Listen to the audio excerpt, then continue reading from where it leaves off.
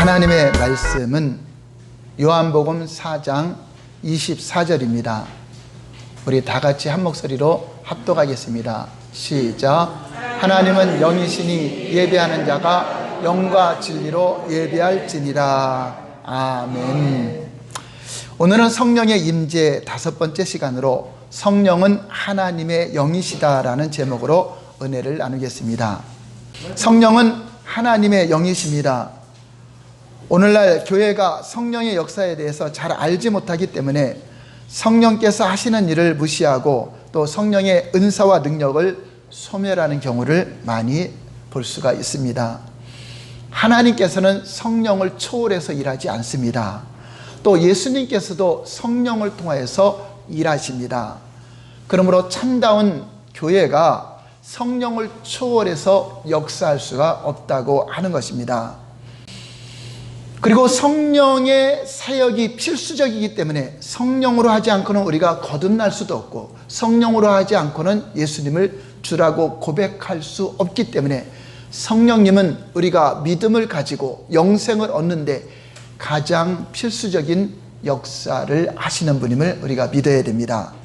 첫 번째, 성령으로 사역하라 하는 것입니다. 그러므로 신앙생활이든 목회를 하든 성령을 무시하고는 어떤 일도 불가능하다고 하는 것입니다. 물론 세상적인 단체나 세상적인 어떤 모임을 만들 수도 있지만 하나님의 생명 있는 자녀들의 모임에는 오직 성령님의 역사가 함께 된다고 하는 것입니다. 성령께서 오늘날에도 역사하심으로 인해서 이님의 십자가의 사건이 오늘날에도 그 피의 능력이 나타나고 오늘날에도 그 이름의 능력이 나타나고 오늘날에도 동일하게 증거가 되는 것은 성령님이 함께 사역하고 있기 때문이라고 하는 것입니다. 그러나 많은 사람들이 성령의 역사를 경험하지 못하는 것은 신앙생활을 해도 성령보다 내가 초월을 하고 또한 교파나 교리에 의존해서 지식으로 믿는 관념의 하나님을 믿기 때문에 성령의 인도를 받지 못하고 경험하지 못하고 있는 것입니다.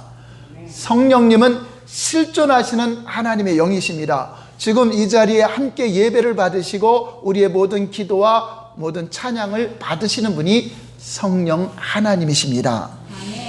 그러므로 교회는 성령에 대해서 더 자세히 가르쳐줘야 되고 증거함으로써 성령님과 그 능력으로 교회가 성장하고 또 교회가 부흥된다고 하는 것입니다.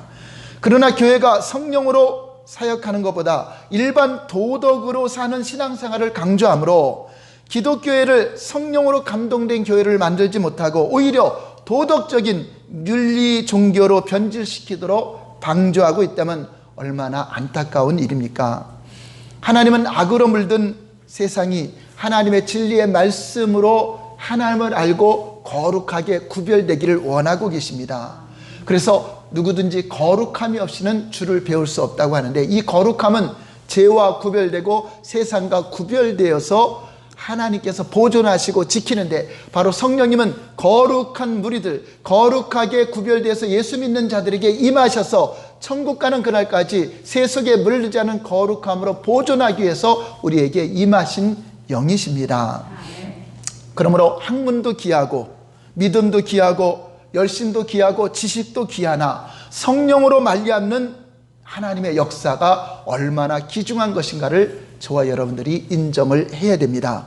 성령의 역사 없이는 하나님의 영적인 일은 가능하지 않는다고 하는 것입니다. 두 번째는 성령으로 예수님이 증거가 되어야 된다고 하는 것입니다. 사도 바울이 에베소 지역에 갔을 때 많은 사람들이 교회에는 모여 있는데 사람들은 모여 있는데 이렇게 질문합니다. 너희가 예수님 믿을 때 성령을 받았느냐라고 질문을 합니다. 사도행전 19장 2절 볼까요? 시작. 이르되 너희가 믿을 때 성령을 받았느냐? 이르되 아니라 우리는 성령이 계심도 듣지 못하였느라. 그렇습니다. 사람들이 복음을 전해서 예수님을 알고 믿고 있었지만은 아직 성령에 대해서 알지도 못하고 듣지도 못하고 받지도 못했다고 말하고 있습니다. 우리가 신앙생활을 한다는 것은 지식적인 동의로 하는 것이 아니라 성령으로 인도를 받는 것이 절대적인 요소라고 하는 것입니다.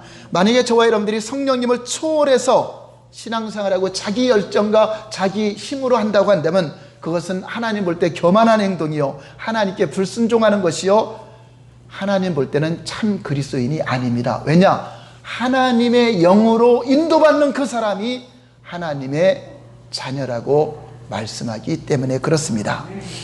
그러므로 성령으로 살기 위하여 성령님에 대해서 잘 알아야 돼요. 성령님께 순종하기 위해서 성령 앞에 그분을 더 두렵고 떨림으로 경외를 해야 되고, 또 성령님이 함께 여러분들이 걸어가는 걸음걸이에, 여러분이 살아가는 모든 곳에 함께 역사하시도록 여러분들이 그분을 의지하고 그분께 도움을 구하고 얼굴을 구하여야 한다고 하는 것입니다. 하나님은 우리에게 먼저 율법을 보내주셨습니다. 그리고 율법을 보내주신 다음에 예수 그리스도를 보내주셨습니다. 또 예수 그리스도께서 하늘로 올라가시고 나서 성령을 보내주셨습니다.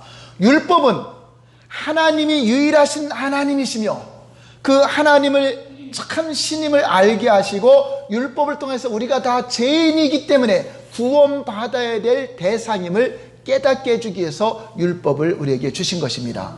그러므로 율법은 우리를 구원하는 법이 아니요, 우리를 정죄해서 우리 자신의 존재가 어떠한 존재를, 내가 죄인임을 깨닫게 하는 것을 알게 하기 위해서 율법을 주신 것입니다.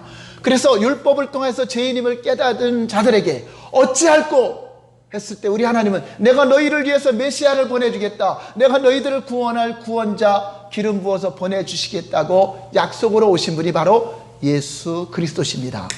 바로 예수님은 이 땅에 하나님께서 보내주셨는데, 율법으로 말미암아 정죄받아 죄인임을 깨달은 자들이 회개하고 예수님을 영접하는 자들을 위해서 예수님은 십자가에서 모든 우리의 죄와 허물을 다 담당하시고 죄를 대속해 주셨습니다. 그러므로 예수님을 믿는 자마다 멸망하지 않고 영생을 얻는 구원을 허락해 주신 것입니다. 그리고 예수님은 하늘로 올라가셔서 성령으로 이 땅에 다시 임하셨는데, 성령님은 이렇게 예수님 믿고 거룩하게 세상과 구별된 자들을 보존하시고 지키시고 거룩한 말씀으로, 진리의 말씀으로 살아가도록 구별되게 하셔서 영원히 보존하시기 위해서 오신 분이라고 하는 것입니다.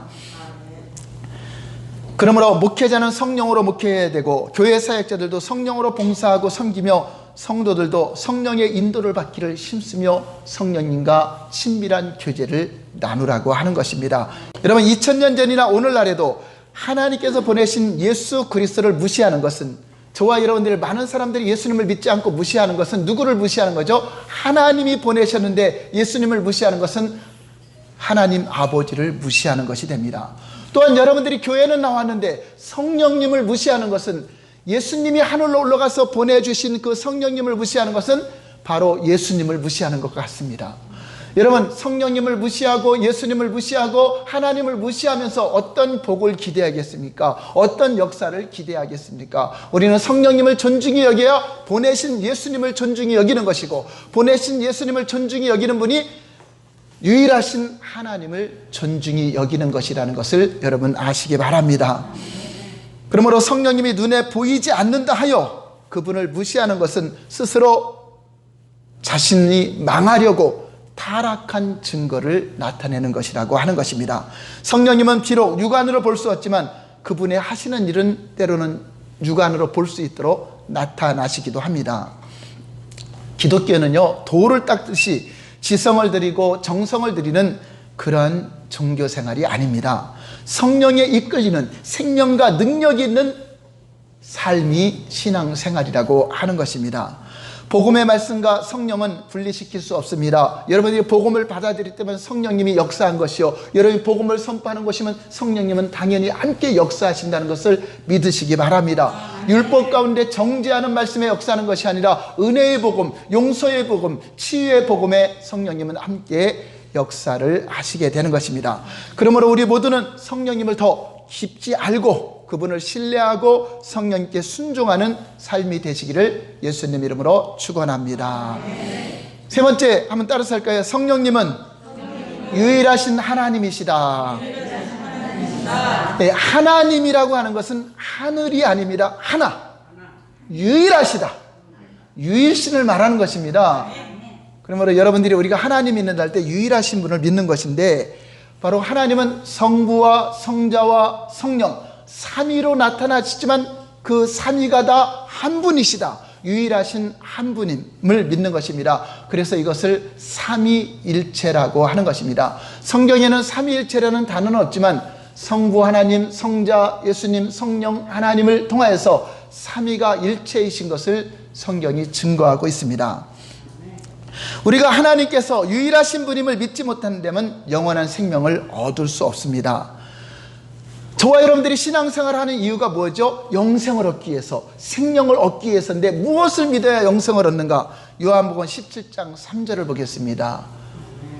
영생을 얻는 유일한 방법입니다. 시작. 영생은 곧 유일하신 참 하나님과 그가 보내신 자 예수 그리스도를 아는 것이다. 우리가 예수님을 믿고 구원을 받는데 그 예수님을 믿는다고 하는 것은 유일하신 하나님, 오직 한 분이신 하나님, 그 하나님을 믿고 그 하나님이 보내신 자 예수님을 믿어야 된다고 하는 것입니다. 그리고 그 예수님께서 또 보내신 분 성령님이 우리와 함께하고 계심을 믿으시기 바랍니다. 성령님은 예수님을 더 깊게 알게 하시고, 예수님을 믿게 하시고, 예수님 말씀하신 것 생각나게 하시고 그 길로 인도하시는 실제적인 하나님의 영이십니다. 요한복음 14장 26절을 보시면 다 같이 시작. 보혜사 곧 아버지께서 내 이름으로 보내실 성령, 그가 너희에게 모든 것을 가르치고 내가 너희에게 말한 모든 것을 생각나게 하리라. 예, 성령님은 어떤 다른 말을 하는 것이 아니라, 다른 새로운 말을 하는 것이 아니라 바로 예수님을 알게 하시고 예수님을 믿게 하시고 예수님의 말씀을 생각나게 하시고 진리의 말씀 가운데로 살도록 인도하시는 분이십니다. 고린도전서 12장 3절 보겠습니다. 시작. 하나님의 영어로 말하는 자는 누구든지 예수를 저주할 자라 하지 아니하고 또 성령으로 아니하고는 누구든지 예수를 주시라 할 수 없느니라. 그렇습니다. 여러분들이 여러분 생각이 예수님을 믿어 예수님을 주라고 고백한 것 같지만 실제로 성령께서 그것을 알게 했다는 것입니다. 성령께서 깨닫게 했다는 것입니다. 그러므로 아무도 하나님께서 이끌지 않으면 주님께로 나올 자가 없는데, 여러분들이 나왔다고 하는 것은 하나님의 성령에 의해서 여러분들이 이끌림을 받아서 믿음을 고백하고 나오게 된 것을 믿으시기 바랍니다. 과거에 기독교 종교 회의에서는 이단을 규정할 때에 삼위일체 하나님을 믿지 않으면 이단으로 규정했습니다. 하나님은 삼위가 되시고 일체가 되신다. 하나님은 유일하신 일체시며 삼위로 나타나신다는 것을 믿어야 된다고 하는 것입니다. 하나님이 유일하신 분임을 알지 못하고 또 믿지 않으면 성경을 잘못 가르치는 사람으로 간주해서 이단으로 규정했습니다. 삼위일체를 시인하는 것이 이토록 중요합니다. 저와 여러분들이 오늘 성부와 성자와 성령 이 삼위가 일체이신 하나님에 대해서 잘 듣고 여러분들이 깨달으시기 바랍니다. 이것은 하나님의 신비입니다. 우리 사람의 지식으로 사람의 이론으로 깨닫는 것이 아닙니다. 하나님의 유일하신가 그가 보내신 독생자 예수 그리스도를 저와 여러분들이 알지 못하면 생명이 없다고 말했기 때문입니다. 에베소서 1장에 보면 지혜와 계시의 성령으로 하나님을 알게 된다고 했습니다. 그러니까 하나님은 우리 지식으로 알아지는 것이 아니라, 누가 말한다고 알아지는 것이 아니라 지혜와 계시의 성령, 실존하시는 그 성령께서 체험으로, 경험으로, 야다, 기네스코, 히브리어로는 야다, 알다는 것이 야다고 헬라어로는 기네스코인데, 이것은 잠자리를 함께하다, 경험하다, 체험하다, 함께 삶으로써 삶을 말하고 있는 것입니다. 그러므로 우리가 하나님을 알아서 믿으라고 하는 것은 지혜와 계시의 성령으로 하나님을 알게 되는데, 하나님을 어떻게 하죠? 어떻게 알죠? 오직 유일하신 하나님께서 보내신 자 누구죠? 예수님을 안다고 하는데, 그것은 바로 성령으로 알 수밖에 없다고 하는 것입니다. 어떤 분들은 어떻게 믿든지 믿기만 하면 되지 골치 아프게 왜 그렇게 복잡하냐라고 질문할 수도 있습니다. 그런데 우리는 성경이 말씀하시는 가르침을 정확히 알고 믿어야 돼요. 왜냐? 생명에 관한 것이기 때문에. 여러분, 진리에 대해서는 우리가 타협할 수 없습니다. 진리가 아닌 비진리 때문에 여러분 논쟁하는 거 여러분 삼가하시기 바랍니다. 비진리 갖고 어떤 정치적인 문제 갖고 어떤 사회적인 문제 갖고 그거 지나치게 따지거나 싸우지 마시기 바랍니다. 진리만이 우리를 영생을 얻게 하고 죽느냐 사느냐 사망이냐 생명이냐 이거에 대해서는 여러분들이 확실하게 알고 비진리에 대해서는 좀 너그럽고 관대한 마음을 가지시기 바랍니다. 성경은 믿음의 방향과 믿음의 정석을 말씀해 주시는 것이기 때문에 우리는 성경대로 믿어야 참다운 그리스도인이 된다고 하는 것입니다. 교회에 이 자리에 앉아있다고 믿음 있는 사람이 아니라 성경이 말씀하시는 하나님. 여러분, 많은 사람들이 많은 교회가 하나님을 말합니다. 그러나 성경이 말씀하시는 하나님이 아니면 그건 가짜입니다. 또 많은 사람들이 예수를 증거합니다. 그러나 성경이 말씀하시는 예수가 아니면 그거는 이단입니다. 또 어떤 분들이 성령의 사역을 많이 말합니다. 성령의 역사도 말합니다. 그러나 그가 성경이 말씀하시는 성령의 역사가 아니면 신비주의요 이단이라고 할 수 있다고 하는 것입니다. 이단 종교에서는 삼위일체 하나님을 부인하거나 삼위 자리에 교주가 들어가서 자기가 어떤 보혜사라든가 자기가 어떤 예수라고 하든가 이렇게 삼위의 자리가 자기 교주가 들어가는 것을 우리는 경계를 해야 된다고 하는 것입니다. 하나님 아버지와 아들과 성령님은 동등하신 한 분이신 하나님이십니다. 사람도 이 세 가지는 필수적입니다. 사람도 영과 혼과 육체가 다 함께 있을 때 온전한 사람이라고 하는 것입니다. 예수님은 세상에 육안으로 보이는 하나님으로 나타나신 유일한 분입니다. 우리는 하나님을 지금까지 본 사람이 없어요. 아무도 본 사람이 없어요. 하나님은 볼 수 있는 분이 아닙니다. 그런데 유일하게 볼 수 있는 분으로 오신 분이 바로 예수 그리스도라고 하는 것입니다. 요한복음 1장 18절을 보시겠습니다. 시작. 본래 하나님을 본 사람이 없으되 아버지 품속에 있는 독생하신 하나님이 나타내셨느니라. 독생자라고 하니까 아버지가 있고 아들이 따로 있고 그것이 아니라 하나님 품 안에서 홀로 독생하신 분, 홀로 계신 그분이 나타나셨다는 것입니다. 홀로 독생하신 그 하나님이 하나님의 본체로서 세상에 자신을 드러내셨다라고 말씀하고 있는 것입니다.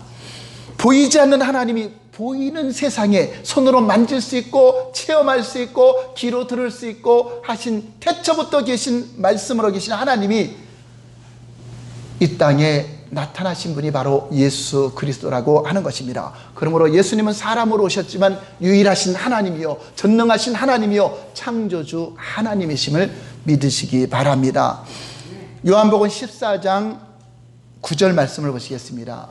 다 같이 시작. 예수께서 이르시되 빌립아 내가 이렇게 오래 너희와 함께 있으되 내가 나를 알지 못하느냐. 나를 본 자는 아버지를 보았거늘 어찌하여 아버지를 보이라 하느냐.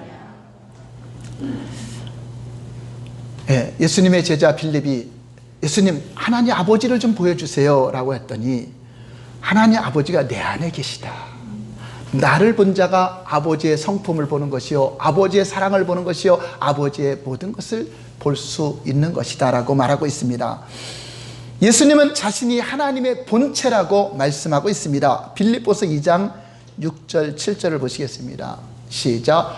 그는 근본 하나님의 본체시나 하나님과 동등됨을 취할 것으로 여기지 아니하시고 오히려 자기를 비워 종의 형체를 가지사 사람들과 같이 되셨고 사람의 모양으로 나타나사 자기를 낮추시고 죽기까지 복종하셨으니 고 십자가에 죽으심이로라.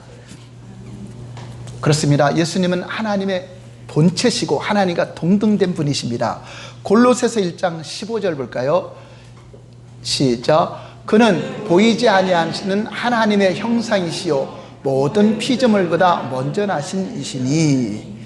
예수님은 유일하신 하나님이시며 하나님의 형상으로 이 땅에 나타나신 분이십니다.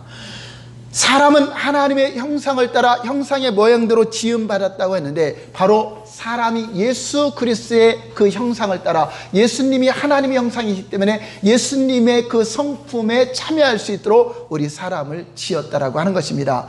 예수님이 나중에 오셨으니까 사람으로 오셨으니까 하나님으로 인정하지 못하는 사람들도 있습니다. 그러나 예수님은 창세전부터 계신 분이요, 아담을 만들기 이전부터 계셨던 하나님으로서 그분이 샘플이 되어서 아담이 만들어졌습니다. 그래서 아담은 오실자의 표상이다, 오실자의 형상으로 지음받았다고 하는 것입니다. 창세기 1장 26절 볼까요? 시작. 하나님이 이르시되 우리의 형상을 따라 우리의 모양대로 우리가 사람을 만들고 그들로 바다의 물고기와 하늘의 새와 가축과 온 땅과 땅에 기는 모든 것을 다스리게 하자 하시고. 자, 이렇게 예수님은 하나님의 형상으로서 하나님과 함께 하셨고, 우리 사람은 그 형상을 따라 만들어서 지음받은 것입니다. 예를 들면은, 여러분, 손은 실체입니다. 장갑은 뭐죠? 손의 모양을 따라 만든 것이죠. 손의 형상을 따라 장갑이 만들어졌습니다. 그러나 장갑은 장갑만 있을 때는 아무 의미가 없어요. 장갑 안에 뭐가 들어가야 의미가 있죠? 실체인 손이 들어갔을 때 장갑이 움직일 수 있고 일을 하는 것입니다. 그렇습니다. 우리는 하나님의 형상이신 예수님이 우리 안에 있을 때 그것을 온전한 사람이라고 하는 것입니다. 예수님이 우리 안에, 하나님의 형상은 그 사람 모양이 아니라 성품을 말하는 것입니다. 하나님의 성품인 사랑, 하나님의 성품인 용서, 하나님의 성품인 그 형상을 가지고 살도록 지음받았다는 것입니다. 그런데 아담과 하와가 하나님 말씀을 거역함으로 말미암아 이 형상이 깨어져 버렸고 이 형상을 잃어버렸습니다. 그래서 사람은 형상의 모양만 갖추고 있어요. 그래서 사랑은 하되 온전한 사랑을 못해, 모양만 있기 때문에. 용서를 하되 온전한 용서를 못해, 모양만 있기 때문에. 그런데 예수 그리스도를 영접한 사람들은 다시금 하나님의 형상이 회복됐기 때문에 하나님이 용서한 것처럼 용서할 수가 있고, 하나님이 사랑한 것처럼 사랑할 수가 있다고 하는 것입니다. 그러므로 우리가 하나님의 형상으로 지음받았다는 그 의미는 하나님의 참 형상이신 예수님이 없이는 살 수 없는 존재로 만들었다는 것입니다. 장갑이 장갑 스스로는 아무것도 할 수 없지만 장갑에 참 형상인 손이 들어가는 순간, 의사가 손을 끼면 살리는 사람이 되고, 강도가 장갑을 끼면 어떻게 하죠? 죽이는 사람이 됩니다. 그런데 우리는 하나님의 형상으로 살아야 될 우리가 마귀 형상이 들어와서 죽이고 빼앗고 멸망시키는 그 일로 쓰임받았지만, 이제 회개하고 다시금 예수 그리스도의 형상이신 그분을 모심으로 말미암아 이제 미워하던 사람이 사랑하게 되고, 용서하지 못하는 사람이 용서하게 되고, 하나님의 형상이 드러나는데, 그 형상이 없으면 그리스도인이 될 수 없는 것입니다. 그래서 너희 안에 예수 그리스도 형상이 있는가를 점검해 봐야 되고, 하나님의 성품이 있는가, 용서하는 마음이 있는가, 사랑하는 마음이 있는가, 중일한 마음을 가지고 있는가.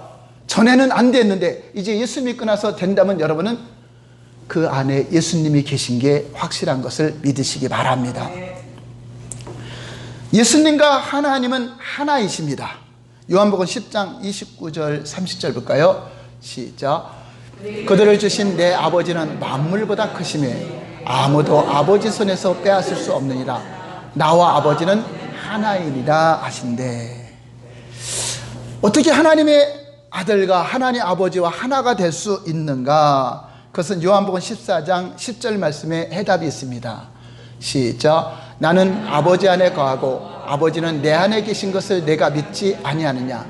내가 너에게 이르는 말은 스스로 하는 것이 아니라 아버지께서 내 안에 계셔서 그 일을 하시는 것이라. 내가 아버지 안에 거하고 아버지께서 내 안에 계심을 믿으라. 그렇지 못하겠거든 행하는 그 일로 말미암아 나를 믿으라. 예수님 안에 아버지가 계시고 아버지 안에 예수님이 계셔서 예수님이 행하는 일들이 다 아버지 이름을 나타나고 있습니다. 저와 여러분들 안에 예수님이 있다는 것은 내 일을 하는 것이 아니라 예수님의 일을 하는 걸 보면은 여러분 안에 예수님이 계신 것입니다. 예수님이 계시니까 예수님이 복음을 전하는 일을 하게 되고, 예수님의 사역을 하게 되고, 예수님처럼 사랑하게 되고, 예수님처럼 용서하게 되는 것이 바로 그 행하는 일로 말미암아 우리 안에 예수님이 있는 것처럼, 바로 예수님이 아버지 안에, 아버지가 예수님 안에, 그래서 하나가 되는 것처럼 우리도 예수님 안에, 예수님이 내 안에 있으면 하나님과 하나가 되어서 온전함을 이루게 된다고 하는 것입니다. 그러므로 저와 여러분들은 하나님 없이는 온전한 사람이 될 수 없어요. 우리 안에 하나님의 형상이면서 하나님이 내 안에, 예수님이 내 안에, 내가 주님 안에 거할 때 그 사람을 하나님이 온전한 것처럼 너희도 온전하라 하는 것입니다. 그래서 신앙생활이 무엇이냐? 하나님이 우리를 부르신 목적이 무엇이냐? 예수님이 이 땅에 오신 목적이 무엇이냐? 한마디로 말한다면 예수님이 내 안에, 내가 예수님 안에. 여러분, 이것을 깨닫는 데면 여러분 하나님을 잘 알고 믿는 것입니다. 그래서 누군가 여러분에게 하나님의 뜻이 무엇이냐 하려면 하나님이 예수님 안에, 예수님이 하나님 안에, 내가 주님 안에, 주님이 내 안에 하나가 되는 것이 하나님의 뜻입니다. 이렇게 대답하는 사람은 참으로 성경적으로 여러분이 대단한 지식과 하나님의 말씀을 깨달은 사람입니다. 한번 따라서 할까요? 예수님이 내 안에, 내가 예수님 안에. 이게 하나님의 뜻입니다. 여러분, 그걸 못 깨달으면 내가 주님 안에, 그래서 주님과 하나가 되고 한 몸이 되어서 우리 하나님과 영원히 함께 한다고 하는 것입니다. 전에는 마귀가 내 안에 미워하고 시기하고 질투하고, 그 마귀 형상이죠. 내가 마귀 안에. 그러니까 마귀가 어디 가요? 지옥 가니까 함께 지옥 가지만 우리 예수님은 지옥으로 가요? 천국에 영원히 살아요? 그럼 어떤 자에게? 예수님이 내 안에, 내가 예수님 안에 하나님의 형상이 있는 자, 온수까지 사랑하는 자, 용서하는 자, 그러므로 사랑하지 않는 자는 하나님께 속하지 않은 자라고 한 것은 내 안에 예수님이 안 계신 사람은 교회 100년을 다녀도 사랑하지 못하게 됩니다. 교회 다녀서 구원을 받는 것이 아니라 예수님의 형상이 여러분 안에 거할 때 그 형상으로 말미암아 그 안에 생명이 있다고 하는 것을 믿으시기 바랍니다. 고린도전서 3장 16절을 보시겠습니다. 시작. 너희는 너희가 하나님의 성전인 것과 하나님의 성령이 너희 안에 계시는 것을 알지 못하느냐. 이제 성령님은 다른 데 계신 것이 아니라 우리 영혼에 거룩한 영, 예수 그리스도를 믿고 제사함 받은 그 영에 자정하여 보좌를 삼으시고 우리 몸을 성전 삼아서 계시는 것입니다. 무슨 말입니까? 우리 사람은 애초부터 하나님의 보좌로 만든 것입니다. 하나님의 거하실 처소, 내 영혼이 육체 안에 집을 짓고 있잖아요. 이 집 안에 내 영혼만 있는 것이 아니라 하나님이 거할 처소로 만드는데, 그 거할 처소, 그 보좌가 바로 예수님의 형상이 들어오고 예수님이 성령으로 앉으셔야 될 것인데, 이 마귀가 그 자리를 탐나고 그 보좌를 탐냈던 것입니다. 그러므로 이제 마귀를 멸하고 우리 안에서 마귀 형상을 멸하고 회개하고 예수 그리스도께서 여러분 안에 영접하는 순간 하나님의 계획과 뜻이 이루어진다고 하는 것입니다. 요한복음 14장 17절에 보면 하나님은 영이시기 때문에 세상 사람들은 알 수 없습니다. 요한복음 14장 17절 시작. 그는 진리의 영이라 세상은 능히 그를 받지 못하나니 이는 그를 보지도 못하고 알지도 못함이라. 그러나 너희는 그를 아나니 그는 너희와 함께 거하시며 또 너희 속에 계시겠습니다. 자, 여러분 집에 남편하고 같이 살고 있는 거 누가 알려줘서 알아요? 본인이 알아야 돼요? 여러분들이 알아요? 누가 알려줘서 알아요? 물론 밤에 몰래 들어왔다가 몰래 숨어서 살다가 뭐 강도처럼 몰래 숨어서 집에 들어와 있으면 모를 수 있지만, 여러분이 정상적인 사람이라면 우리 집에 누구하고 사는가 알 수 있죠. 이것처럼 여러분 몸 안에 여러분 영혼만 있는 것이 아니라 여러분 나만 있는 것이 아니라 누가 있는 거죠? 바로 성령님이 함께 거하시는, 예수님이 영으로 임재하고 있는 것을 여러분이 알아야 된다고 하는 것입니다. 제가 설교해서 아는 것이 아니라 여러분 삶 속에서, 전에는 나 혼자 있을 때는 내 일만 나타났는데 예수님이 계시니까 예수님이 일을 하게 되고 예수님의 말씀대로 순종하게 되고 그 삶을 통해서 내 안에 주님이 함께하고 있구나.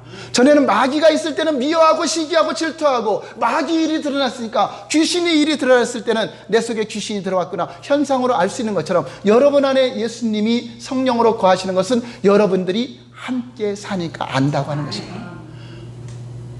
여러분 모르면 안 돼요.